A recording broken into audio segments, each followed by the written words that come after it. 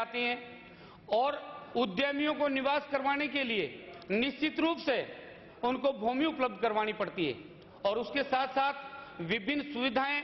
जिनको हम मूलभूत आवश्यकताएं तो कम से कम कह सकते हैं वो उपलब्ध करवानी पड़ती हैं। और उन मूलभूत आवश्यकताओं की पूर्ति की अगर उद्यमियों के लिए हम कहीं बात करें, उनमें काम करने वाले रोजगार करने वाले लोगों के लिए बात करेंगे तो आज राजस्थान प्रदेश में लिग्नाइट के खत्म हो जाने से बिजली मेरे ख्याल में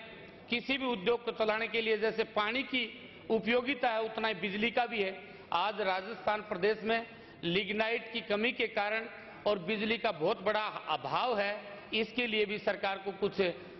बाहर के निवेशकों को बुलाने के साथ साथ विचार करना चाहिए और विचार कर रहे हैं कि पवन ऊर्जा और सौर ऊर्जा के माध्यम से एक आदमी जो बाहर का आ रहा है वो बहुत बड़ा 5-5 करोड़ का निवेश और 500-500 करोड़ का निवेश जो करने वाले हैं, बजाय उनके कि यहाँ के लोगों का समूह बन के ही और उस क्षेत्र में भी उनको लोकल लोगों को प्रदेशवासियों को इसमें बढ़ावा दिया जाना चाहिए। माननीय उपाध्यक्ष महोदय, उद्योग स्थापित करने के लिए भूमि की जरूरत होती है और वो भूमि हमारे प्रदेश के किसानों से एक्वायर की जाती है। सरकारें जब अच्छी सोच लेके आती हैं कि इस धंधे के लिए और फला शहर में और फला जिले में भूमि एक्वायर की जाती है। माननीय उपाध्यक्ष महोदय, जैसे कल परसों भी यहां प्रश्नकाल के समय में बात चल रही थी कि सेज के लिए इन बीजेपी के राज में ही और जयपुर में काफी बड़ी भूमि को अधिग्रहण किया गया और उसका उद्देश्य बदल के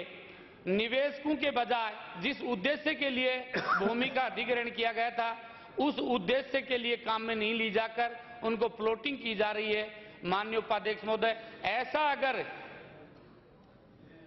किसान के साथ होता रहेगा तो मेरे ख्याल में ये ठीक नहीं है। तो मैं निवेदन करना चाहूंगा कि निश्चित रूप से इसके लिए उद्योग स्थापित करने के लिए सरकार जो भी कदम उठाए वो काफी बड़ी सोच के साथ और ठोसता के साथ मजबूती के साथ कदम उठाए ताकि उन कृषकों को ये नहीं लगे कि कल हमारी भूमि को किसी दूसरे उपयोग के लिए ली गई थी, अब काम में दूसरे उपयोग में ली जाती है। तो ऐसा मेरे ख्याल में नहीं हो, इसके लिए भी मैं आपके माध्यम से निवेदन करना चाहूंगा।